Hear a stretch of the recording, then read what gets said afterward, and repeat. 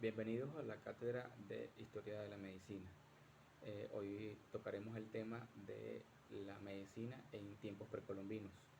Este grupo está conformado por Ángel López, José Gómez, Josmar Gamboa, Mónica Pérez, William Lara y Wilmer Rojas. Iniciaremos con la civilización azteca. Los antiguos pobladores de nuestra América, como los paganos antiguos de la Europa, tuvieron también sus dioses creadores, protectores de todas las ramas de la medicina. Pero pasando a hechos más exactos, no es sencillo conocer en forma precisa el origen real de la medicina americana y cuál de las diversas tribus fue la primera que lo cultivó. Es difícil averiguar si la medicina que existió en el nuevo continente llegó con las diversas emigraciones que atravesaron en diferentes épocas el estrecho de Bering. Ni siquiera se puede precisar si en alguna forma de curar vino con aquellas 7 familias que hablaban náhuatl o nahuatl y que fundaron la ciudad de Tlapayán, aunque se sabe que la cultura tolteca fue una de las más avanzadas de este continente, pero con su extinción se perdió el legado de sus conocimientos. Su medicina tuvo gran semejanza en su nacimiento, como la que se practicó en el viejo continente. Fue una profesión vulgar que nació en el seno de la familia y se hizo hereditaria de padre a hijo, pasando a través de una tradición oral. Allí empezó a vislumbrarse el embrión del ejercicio de la medicina y del médico. En México, como en otras partes, la primitiva medicina fue empírica y mágica, de allí la intervención de sus divinidades, pero su ejercicio no estuvo en manos de los sacerdotes, en todos los casos como en otras culturas. Es seguro que en la medicina azteca se utilizaron los 3 métodos de empirismo: la casualidad, la observación y la analogía. El arte de curar, a diferencia de la medicina empírica del viejo continente, no fue especialmente sintomática, sino que se ocuparon de sus causas y de su esencia. Algunos autores sostienen que para ejercer la medicina en el señorío de Texcoco se requería un examen previo y la autorización de uno de los 4 consejeros que funcionaban en esa urbe. Entre los aztecas, el oficio de curar estaba subdividido. Era posible establecer las equivalencias con las diversas especialidades de la profesión actual, mas todos los médicos pertenecían al mismo gremio. El Tlamatepactitixit, su equivalente en el cirujano; el Texoco Tezoani en los desaparecidos flebotomianos; la Tlamakitixit en la comadrona; y el Papiani Panamacaini en los botánicos, o más propiamente dicho, en los herbolarios. Todos los que ejercían los oficios correspondientes a un conocimiento más extenso eran los llamados médicos internistas indígenas. Estos eran los médicos que curaban con medicinas suministradas por vía oral o aplicadas sobre la piel, o que empleaban también medios físicos terapéuticos como baños, calor o la humedad. Entre los medicamentos más usuales para curar las heridas infectadas estaban ciertos emplastos hechos con tortillas de maíz afectados con fungosis. En la actualidad se sabe que estos hongos de la tortilla de maíz son productores de antibióticos. A partir de esta última fecha se inició un periodo final de transición y decadencia que se ha atribuido al agotamiento de la fertilidad de la tierra, cambios perjudiciales del clima, a diversas guerras civiles y epidemias. El antiguo imperio se extinguió y el resto de la población emigró al norte a refugiarse en el nuevo imperio. Según parece, el reino fue invadido por tribus de otros grupos étnicos. Seguramente los pobladores de Xibalba resultaron derrotados, y esto los obligó a emigrar hacia lugares libres de enemigos. El conocimiento preciso de las propiedades terapéuticas de todas y cada una de las infinitas hierbas y sus propiedades milagrosas requerían un tiempo largo, mayor aún el necesario para adquirir la sabiduría pronóstica, la exacta significación de las imágenes reflejadas en el agua o de la posición en que caían los granos gordos de maíz, entre otras. Es indudable que la patología azteca nació simplemente de la observación y la terapéutica, del estudio y de la experimentación causada o planeada. La medicina en sus múltiples manifestaciones estaba dotada de un politeísmo ingenuo que trataba de explicar todos los fenómenos fisiológicos de los antiguos mexicanos. Los dioses aztecas, a través de la historia, como todas las comunidades primitivas, presentaron una forma rudimentaria de medicina mágica que trataba de remediar las enfermedades, las cuales en un principio estaban envueltas en mitos.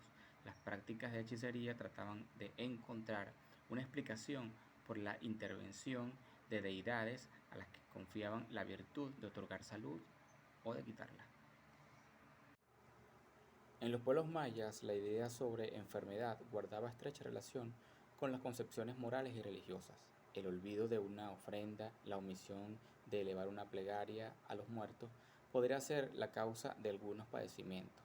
Se decía que el hombre cuya alma estaba en paz podía disfrutar de buena salud. Fuentes de información médica.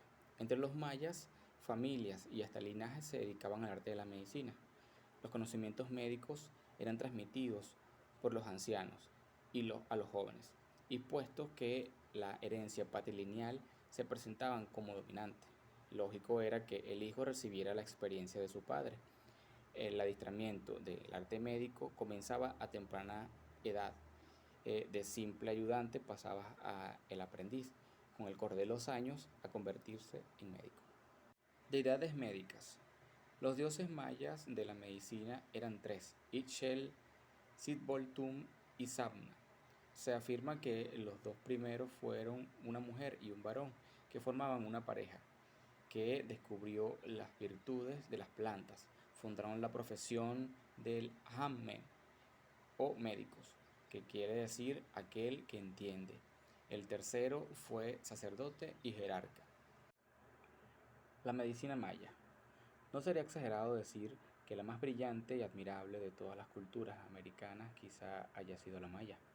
Comprendió dos grandes épocas: el antiguo imperio del sur y el nuevo imperio o civilización maya del norte. El antiguo imperio abarcó el sureste de México, Guatemala y parte de Honduras, y su máximo esplendor entre el año 400 y el 600 de la era cristiana. Hombres y mujeres eran considerados igualmente aptos para ejercer del arte. Sin embargo, mientras el hombre alcanzaba el doctorado o la condición de Ham-Men en su juventud, la mujer alcanzaba una condición similar hasta pasada la menopausia, es decir, cuando ya estaba libre de la impureza derivada del parto y ciclos menstruales. Si se tiene que admitir que por lo menos lo que se conoce de medicina no fue un fiel exponente de esta admirable cultura. La fiesta de Sabna, como inventor y diosa de la medicina, corresponden al día 8 del mes Sip y al que acudían médicos y hechiceros. Los mayas creían que las enfermedades bajaban del cielo como castigo de los dioses, por lo que en muchas ocasiones no los preocupaba el aislamiento ni la profilaxia. La epidemia la llamaban Clich-Coanainil o Santa Enfermedad, y a veces venían con regocijo por su presencia, pues creían que ésta servía para seleccionar, de acuerdo con el deseo de los dioses, la población para beneficio de la propia gente. Por lo tanto, no abrigaban temor a la enfermedad ni a la muerte. Los aztecas, con los recursos de una abundante flora medicinal, pudieron desarrollar un arte médico-quirúrgico por medio de la cual, con maestría, reducían luxaciones, coactaban fracturas, aplicaban remedios calientes o sangraban en los sitios profundamente infectados e inflamados. Con su bisturí de obsidiana abrían abscesos y flemones a fin de evacuar el pus, curaban úlceras, quemaduras y suturaban las heridas usando el cabello como hilo. En excavaciones realizadas se han encontrado cráneos trepanados con maestría que permiten suponer un progreso técnico sorprendente. Hola, buenas tardes. Mi nombre es Ángel López, pertenezco a la sección número 26 de la Universidad Experimental Rómulo Gallego. Yo les voy a hablar un poco de lo que vendría siendo la civilización inca y su parte médica. Esta civilización cubría un amplio territorio comprendido entre Perú, Ecuador, Bolivia, parte de Argentina, Chile y Colombia. Él supo irradiar desde su centro la sagrada ciudad de Cusco, una poderosa síntesis científica y religiosa. Practicó una medicina basada en el uso de plantas y rituales religiosos o conjuros energéticos. Así, los encargados de hacer estos tipos de conjuros religiosos eran en su mayoría herbolarios, curanderos y chamanes, que atacaban los síntomas de la causa de la enfermedad mediante limpiezas corporales y espirituales. Los rituales involucraban a la comunidad y danzaban y cantaban por horas para lograr la sanación de dichas enfermedades. Las bondades curativas de las hierbas y raíces medicinales del Inca eran de gran utilidad. La cosmología del Inca decía que cualquier enfermedad obedecía a la acción de un espíritu maligno interviniendo en el cuerpo mortal. Llegaron a practicar cirugías importantes y adelantadas para su tiempo, como es la trepanación de cráneo de un enfermo para desalojar la entidad maligna. El método era un poco invasivo para su tiempo y podía ser realizado como parte de la cirugía. Vendría siendo la parte anestésica que radicaba en un conjunto tanto religioso como medicinales. Tenían una especie de jerarquía que eran los médicos y curanderos, estaban los curanderos encargados y estaban los encargados de la nobleza, que se llamaban amaucas. Ellos tenían un rico vocabulario compuesto de su idioma para referirse a diferentes términos de las enfermedades que los aquejaban. Era una civilización muy unida, ya que la mayoría de sus rituales eran de alto componente cultural y, como lo dije antes, radicaban a que sus enfermedades eran por un ente externo, que en este caso era un ente maligno. Básicamente sus rituales lo que trataban era de despojar a este ser y darle la sanación al paciente. Radicaba en un conjunto de especies que en su base se componían de hojas de coca, de bebidas alcohólicas o foráneas, que servían como implementos quirúrgicos sencillos, aunque efectivos, como lo era el tumi, que el tumi era un cuchillo de base redondeada. Las fuentes de información médica de dicha civilización datan de sus conocimientos a nivel natural, ya que la mayoría de sus métodos eran netamente encargados por los chamanes, que conocían muy bien su sistema herbolario, y ellos eran los que se encargaban de proporcionar a toda la civilización la parte del conocimiento médico de las plantas naturales. Se caracterizaban tanto por el trato de los síntomas de las enfermedades. Para ello se indagaban en aspectos físicos del paciente y también intervenían en el aspecto psicológico. Realizaron cirugías complejas, como antes lo dije, la trepanación craneal, y crearon estudios como una especie de medicina preventiva que se encargaba de ver a sus pobladores antes de que lo aquejara la enfermedad como tal. Las principales medicinas fueron hechas totalmente naturales. Estos médicos y curanderos eran los que llevaban a cargo la mayoría de los procedimientos, tanto religiosos como medicinales. Tenían una especie de jerarquía. Los 16 Los conocidos como médicos humanistas cambiaron los conceptos que guiaron a los pasos a los pensadores renacentistas, entre ellos muchos artistas que influyeron mucho en una propuesta de Copérnico y defendido y ejecutado por Galileo Galilei. Contribuyó a las diferentes partes del mundo el conocimiento en cuanto a los cuerpos celestes y cambió su parte renacentista tanto como en el ambiente físico, anatómico, como en el astral.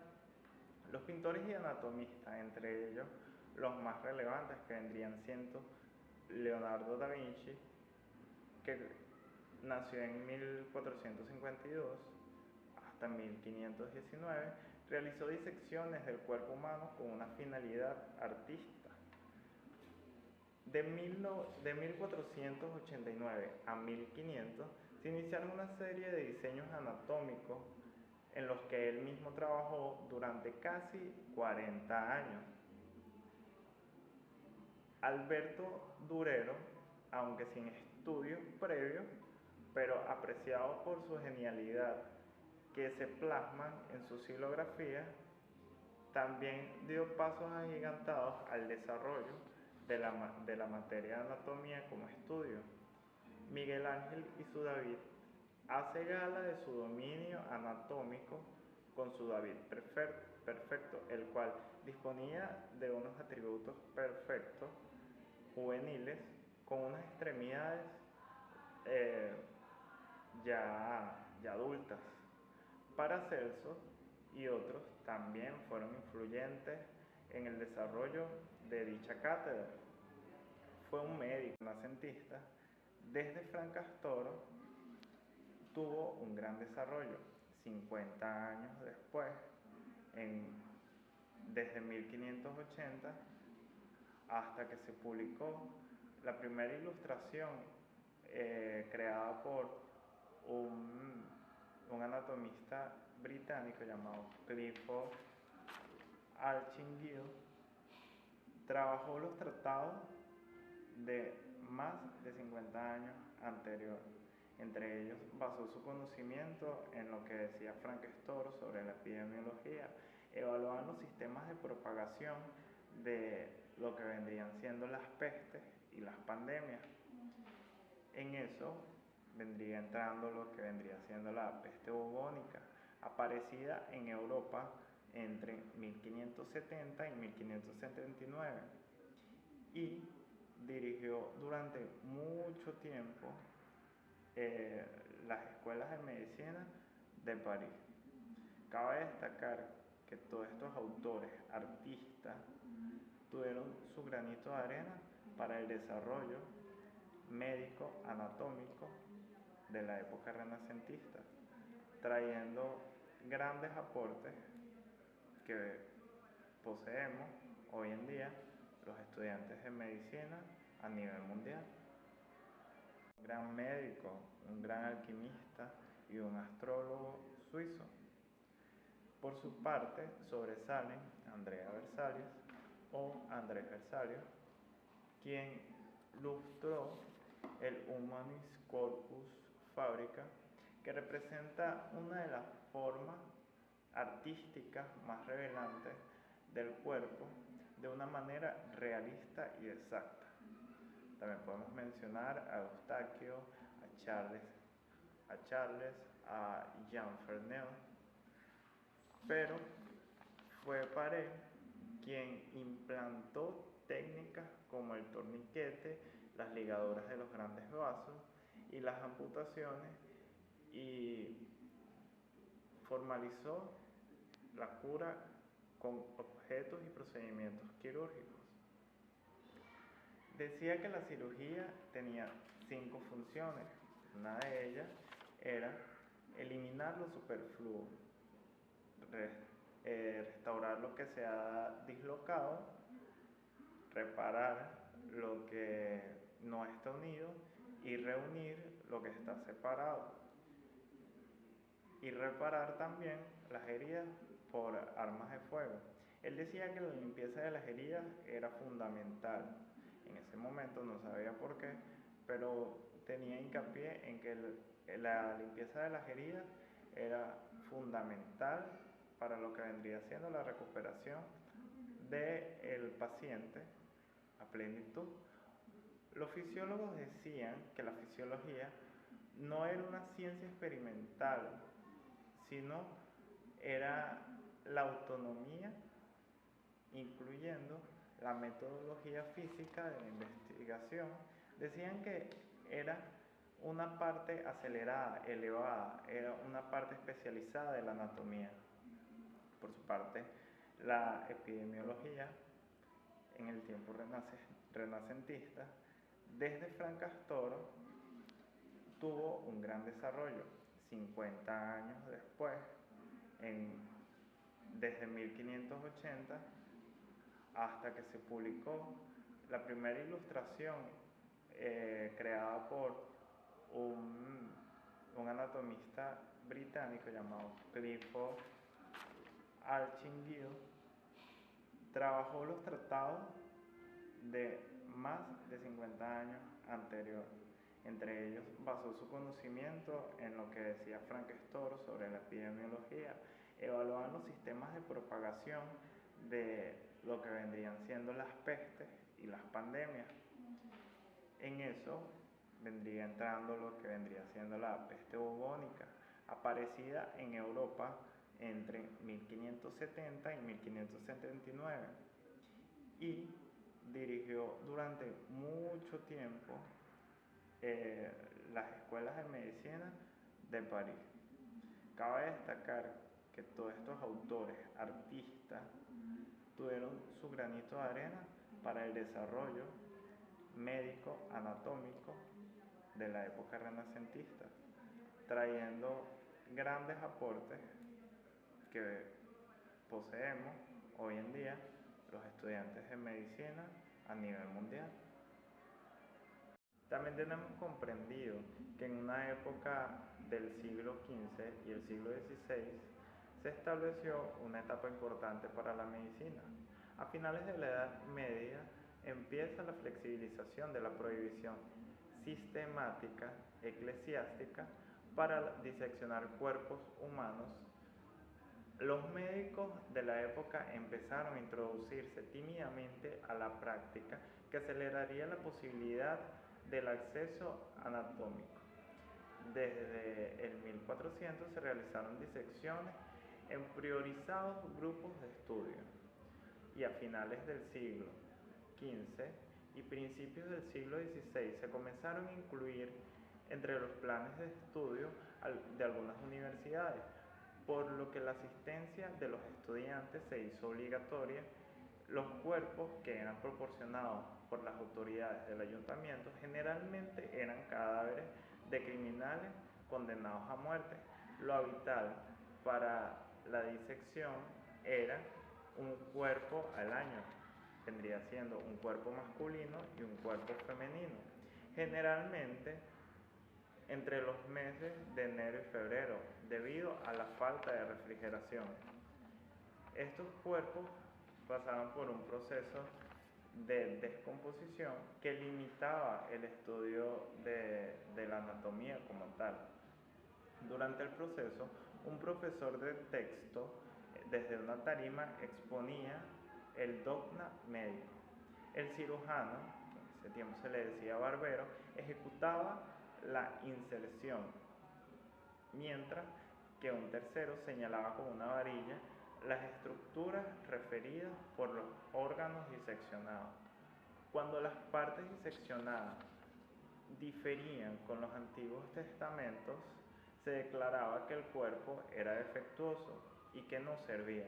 A finales del siglo XV y a principios del siglo XVI, los conocidos como médicos humanistas cambiaron los conceptos que guiaron a los pasos a los pensadores renacentistas, entre ellos muchos artistas que influyeron mucho en una propuesta de Copérnico y defendido y ejecutado por Galileo Galilei. Contribuyó a las diferentes partes del mundo el conocimiento en cuanto a los cuerpos celestes y cambió su parte renacentista tanto como en el ambiente físico, anatómico, como en el astral. Los pintores y anatomistas, entre ellos los más relevantes que vendrían siendo Leonardo da Vinci, que nació en 1452 hasta 1519, realizó disecciones del cuerpo humano con una finalidad artística. De 1489 a 1500 se iniciaron una serie de diseños anatómicos en los que él mismo trabajó durante casi 40 años. Alberto Durero, aunque sin estudios previos, pero apreciado por su genialidad que se plasman en su xilografía, también dio pasos agigantados al desarrollo de la materia de anatomía como estudio. Miguel Ángel y su David hace gala de su dominio anatómico con su David perfecto, el cual disponía de unos atributos perfectos, juveniles, con unas extremidades ya adultas. Paracelso y otros también fueron influyentes en el desarrollo de dicha cátedra. Fue un médico, fue alquimista y fue un astrólogo suizo que sobresalió en su época. La anatomía de Andrea Bersalio,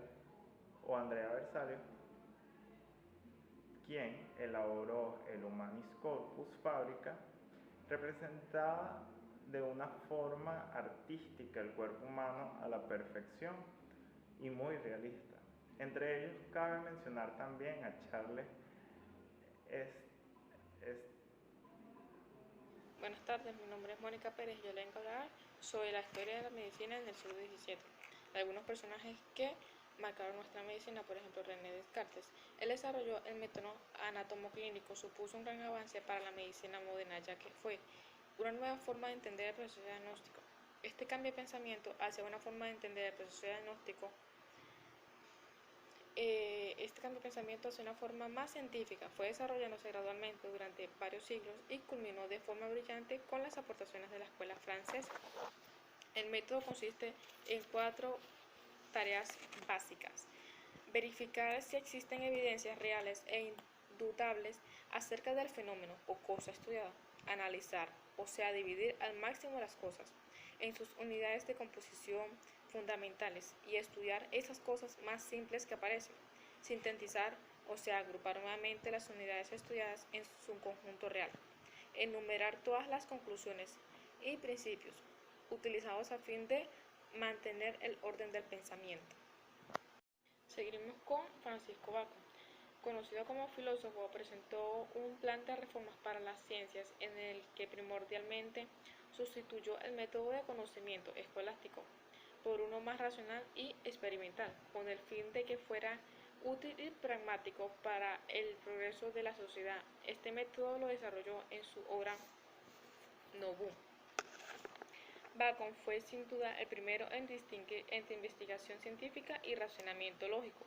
Para él no bastó con generalizar una probabilidad o un hecho probable como verdad inductiva, sino que es necesaria la formulación de las hipótesis básicas de todas las posibles para posteriormente deducir a partir de ellas unos resultados que se contrastaran con la experiencia.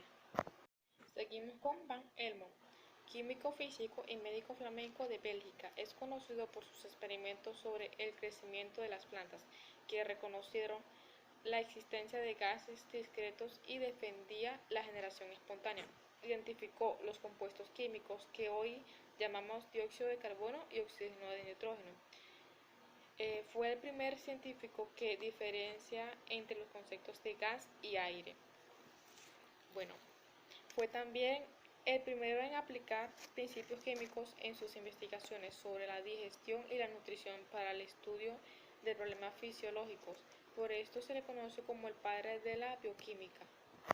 Bueno, seguimos con Francisco Silvio. Fue un médico anatomista y científico. Silvio también introdujo el concepto de afinidad química como un método de comprender los mecanismos electrolíticos del cuerpo humano y contribuyó enormemente al estudio de la digestión y de los fluidos orgánicos.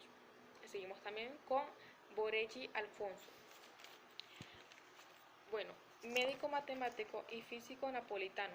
La mayor aportación de Borelli a la ciencia es la aplicación de las leyes físicas y matemáticas a los procesos biológicos. Además, fue un representante del método que se le sirvió para certificar sus teorías. Experimentó con animales, haciéndoles disecciones y analizándolos interna y externamente. Seguimos con Georg Baglivi, médico y científico italiano. Él avanzó la teoría solidista de que las partes sólidas de los organismos son más cruciales para su buen funcionamiento que sus fluidos. Contra la creencia tradicional en los 4 humores, Baglivi se pronunció contra los médicos que se basan en una teoría general en lugar de una observación cuidadosa. Estudió la dura madre a través de la observación de los hombres heridos y experimentó con perros también heridos. Investigó drogas tóxicas también. Observó las discrepancias entre su investigación y la práctica clínica. Criticó a los médicos por seguir servilmente los sistemas teóricos en lugar de depender más fuertemente de la observación. Bueno, seguimos ahora con Leeuwenhoek. La invención del telescopio permitió explorar planetas y estrellas y así comprender mejor la relación del hombre con el universo. De la misma manera, los microscopios abrieron las puertas de otro mundo desconocido. Anthony Leeuwenhoek fue de los primeros en descubrir el universo microscópico. Gracias a esto descubrió formas de vida hasta entonces nunca antes vistas, desconocidas totalmente, y sentó las bases para nuevas ramas de la ciencia que explicarán numerosos procesos biológicos. En sus numerosas publicaciones describe organismos nunca vistos hasta entonces, algunos con tanta trascendencia como las bacterias, gametos, y describió organismos pluricelulares. Seguimos ahora con William Harvey. Harvey y la circulación de la sangre. Harvey se enfrentó a las teorías galenas que por aquel entonces habrían conquistado todas las universidades y se consideraban verdades irrefutables. La observación del latir de corazones de animales les mostró cómo este órgano, y no el hígado, funciona como una bomba que expulsa la sangre que circula por todos los organismos a través de las venas. Harvey explica el movimiento del corazón, el cual se llena pasivamente y se contrae activamente. Comprobó que durante la fase activa del movimiento del corazón bombeaba sangre. Este movimiento sincrónico, a su vez, era el responsable del pulso en las arterias. Gracias.